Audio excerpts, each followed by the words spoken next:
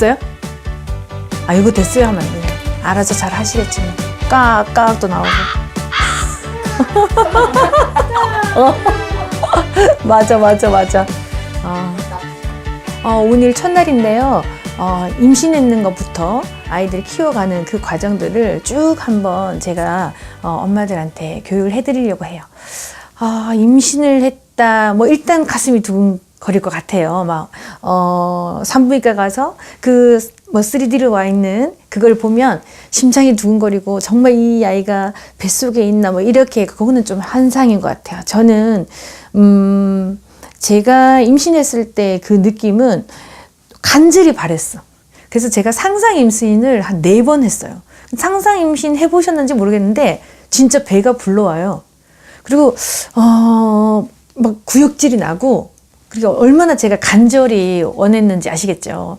엄마들도 아마 그 마음으로 아이를, 지금 축복받은 아이를 제 몸속에 있는 게 아닌가, 그 생각을 처음에 했다면 그걸 꼭 기록에 남기셔야 돼요. 이 사람은 망각의 동물이기 때문에 처음에 내가 설레이고 상상 임신하고 그렇게 귀하게 내가 그 아이를, 축복받은 아이를 내 뱃속에 넣었지만, 내가 점점 배가 불러지고 내 몸이 지금 있는 이 옷이 안 맞고 내 얼굴이 뚱뚱해지고 이러면서 자칫하면 그때 초심을 잊어버릴 수가 있어요. 그래서 꼭 반드시 내가 첫날 임신 테스트 했는 것부터 시작해서 폴라로이드 카메라도 너무 좋아요. 그런 거라든지 아니면 요즘 셀카 좋잖아요.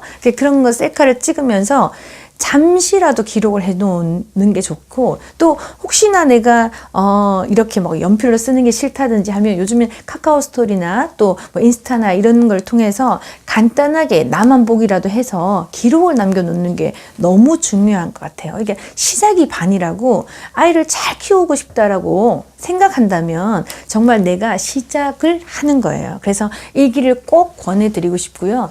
언제부터 조심해야 되냐. 보통 병원에서는 3, 4개월 때 또 잘못될 수도 있잖아요. 그러니까 항상 조심하라 그래요. 이제 착상이 되면서 엄마하고 아이하고 이제 교감을 한다라는 것보다는 아직까지는 동물적으로 정자 난자가 만나서 이제 내 몸속에 잘 안착하는 그 시간이기 때문에 3, 4개월까지는 엄마가 조금 조심하고 정말 스트레스 받지 않도록 하시는 게 좋을 것 같고요. 보통 엄마들이 많이 물으시는 게 뭐냐면, 언제부터 태교를 해요? 언제부터 해야 아이가 똑똑해져요? 이런 이야기를 굉장히 많이 하시거든요. 그런데 저는 4개월부터라고 보통 이야기를 해요. 왜냐하면 엄마들은 아이들이 눈이 되게 발달되어 있는 줄 알아요. 그래서 뱃속에 있는 아이가 잘 보이는 줄 알아요. 그래서 신랑한테 내가 그런 게 아니라, 내가 바다가 보고 싶은 게 아니라 아이가 바다가 보고 싶대네 이러면서 주말에 막 신랑을 끌고 가. 그래서 바닷가에 가. 근데 그냥 또 안 봐. 그 배로 막 바위 위에 올라가서 제일 좋은 자리에서 아이를 막 보여주려고 노력하거든요. 아주 멍청한 사람들이야. 뱃속에 있는 아이는 눈이 제일 늦게 발달해. 그래서 안 보여. 근데 막 남편 꼬셔가지고 이렇게 열심히 가시는데, 처음에 우리가 하는 그 태교는 대부분 다 음악 태교예요. 왜냐하면 4개월이 되면 귀가 만들어지기 시작해요. 그래서 처음으로 하는 거는 클래식 음악을 듣는다든지 안정감을 있는데, 평소 때 클래식도 듣지도 않다가 갑자기 클래식을 듣고, 또 어떻게 태교하자 그러면 보통 책을 들잖아요. 그 책을 들고 어떻게 하겠어요? 쇼파에 기대죠. 클래식 음악 나오죠. 알파파 음악 흘러죠. 자요. 모든 엄마가 태교를 잠으로 해. 몸만 뚱뚱해져. 실제로는 태교를 어떻게 해야 되는지도 모르고 배워본 적도 없고, 내 엄마가 태교하는 걸, 내 엄마가 아이를 낳는 거는 설명해 줬지만 태교하는 걸 설명해 주지도 않았거든. 왜냐면 그때 당시 먹고 사는 게 바빠서 뱃속에 있는 아이가 태교하는 게 어디겠어요. 밤매다 논매다 이렇게 하다가 앉아서 애기도 놓고 했다는데, 그렇게 하기 때문에 우리가 배울 때가 없었다. 그래서 4개월 정도 되면 아이가 귀가 만들어지기 시작한다. 근데 그 귀는 7개월에 완성이 돼요.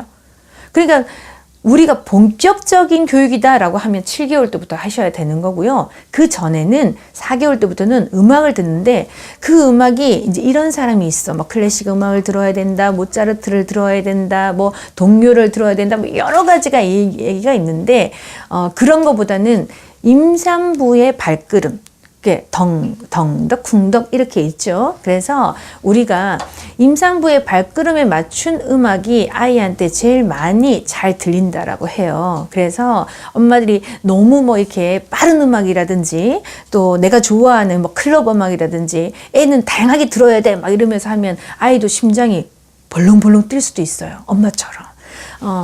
뱃속에 있는 아이는 엄마하고 같은 공감대를 형성을 해요. 그래서 엄마가 심장이 뛰면 아이는 어떻게 해요? 금방 뛰어요. 하지만 엄마는 어른이기 때문에 엄마가 하면 엄마는 어떻게 해요? 스트레스를 내리고 심호흡을 하면서 엄마는 감정 조절이 되지만 뱃속에 있는 아이는 다시 원래대로 심장 박도로 내리는데 몇 시간이나 걸려요. 그래서 임산부가 화를 낸다든지 짜증을 낸다든지 뭐 신랑한테 화를 내서 그러면 신랑이 어떻게 미안해 그러면 엄마는 풀릴지 모르지만 뱃속에 있는 아이는 굉장히 오랫동안 긴장 상태에 있다는 걸 잊지 마시고 흥분하는 게 좋지 않아요. 그래서 음악을 들으실 때 동요 같은 경우도 조금 천천히 나오는 거라든지 내가 걸으면서 들을 수 있는 정도의 음악. 근데 뭐 모차르트나 베토벤 뭐 이렇게 알파파가 나와서 엄마를 안정시켜주는 음악이라고 해서 우리가 클래식 음악을 좋아하는데 굳이 내가 듣기 싫은 건 뱃속의 아이도 즐겁지 않을 거라고 저는 생각을 하거든요. 그래서 뭐 굳이 안 하든 뭐 영어도 못하면서 뭐 갑자기 영어를 한다든지 뭐 수학 정석을 푸는 엄마도 제가 되게 많이 봤는데 그건 너무 오버하시는 거 아닌가? 뭐 1, 2, 3, 4도 잘 안 하시면서 그러니까 그런 것보다는 조금 내가 즐기는 거 내가 편안하게 생각하는 거 그게 4개월부터는 굉장히 중요할 것 같고요. 또 하나는 이제 혼자가 아니에요. 이 아이가 뱃속에 있기 때문에 항상 이 아이하고 내가 둘이에요. 그러니까 식당에 가서 혼자 밥을 먹는다? 아닙니다. 둘이 밥을 먹는 거예요. 그러니까 대충 내가 떡볶이나 길거리 음식 먹으면서 내가 한 끼를 때웠다면 임신했을 때 어떻게 해요? 너랑 나랑 먹는 거죠. 그러니까 갈 때부터 해야 돼요. 기를 자극해야 되니까 어떻게 해요? 야, 오늘 우리 뭐 먹을까? 우리 한정식 가서 반찬을 골고루 먹어볼까? 근데 어떻게 한정식 집에 가서 혼자 1인분 시키는 사람 있어요? 없죠. 저는 했답니다. 저는요, 1인분에 75,000원짜리 정식을 시켜놓고 혼자서 한 3시간 먹었어요. 방, 룸 예약해서. 내가 먹고 살자고 하는 짓인데 내가 정말 예전에는 한 끼를 굶고도, 아니, 하루에 3끼를 굶고도 강의를 다녔거든요. 근데 임신을 하니까 양심에 찔리더라고요. 너무 미안하더라고요. 그래서 먹고 살자고 하는 건데 우리 한 끼 제대로 먹어보자. 그리고 정말 한정식을 예약해서 가서 혼자서 먹는데 그 사람들 다 이상하게 여기죠. 누가 젊은 여자가 와가지고 그렇게 하니까. 그치만 저는 부끄럽지가 않았어요. 왜? 혼자가 아니니까. 또 내가 먹는 게 아니잖아. 그 아이하고 함께 먹는 거잖아. 얼마나 중요한데. 임산부가 온전하게 먹지 못한다는 건 스트레스 요인의 가장 큰 원인이고요. 우리가 평소 때 저 이게 성격 좋게 생겼지만 배고프면 엄청 짜증나요. 근데 나도 그런데 엄마들이 배가 고플 때 진정 아이한테 사랑하고 예쁘고 이런 느낌이 잘 없을 것 같거든요. 그러니까 먹는 거에 조금 예민하게 생각하셔야 돼요. 그전엔 내가 한 끼를 대충 때웠다면 정말은 이 세상에 이 아이가 태어나서 가장 기본적인 원초적인 체력을 갖고 있다고 생각하고 체력을 만들어준다고 생각하고 면역성. 아이가 태어나죠. 아파 보세요. 다 필요 없어요. 공부 잘하고 뭐고 영재고 다 필요 없어요. 매일 병원에 가가지고 아이가 있고 수납하고 정말 주사바늘 있잖아요. 동맥에 하나도 주사바늘 잡히지도 않아. 그런데도 그렇게까지 많이 하는 그 아이들을 보면 아프지 않는 게 굉장히 중요해요. 그래서 임신했을 때 엄마가 먹는 많은 것들이 기본적으로 그 아이한테 체력과 면역성, 기본적인 체력을 갖고 있다고 생각하시고 반드시 잘 먹도록 하셔요. 제가 4개월 때 이제 아이가 기가 만들어져서 음악태기도 하고 말로 하는 걸 많이 해야 된다고 말씀을 드렸잖아요. 그러면 이 아이가 눈은 언제 발달해요? 굉장히 궁금하시죠? 아이들이 태어나도 눈은 잘 발달되어 있지 않아요. 그래서 눈으로 하는 시각 자극을 맨 나중에 해요. 그런데 아까 바닷가에 간다 그랬잖아요. 그럼 바닷가에 갔는데 눈이 안 보여. 두루묵이래. 철썩 소리만 들려줄 수 없어. 어떡하지? 궁금하시죠? 방금 봤던 그거를 눈으로 감으세요. 그리고 방금 봤던 그 바다의 풍경을 여기 이마 정수리에 딱 떠올리세요. 이미지 트레이닝으로 아이는 볼 수 있답니다.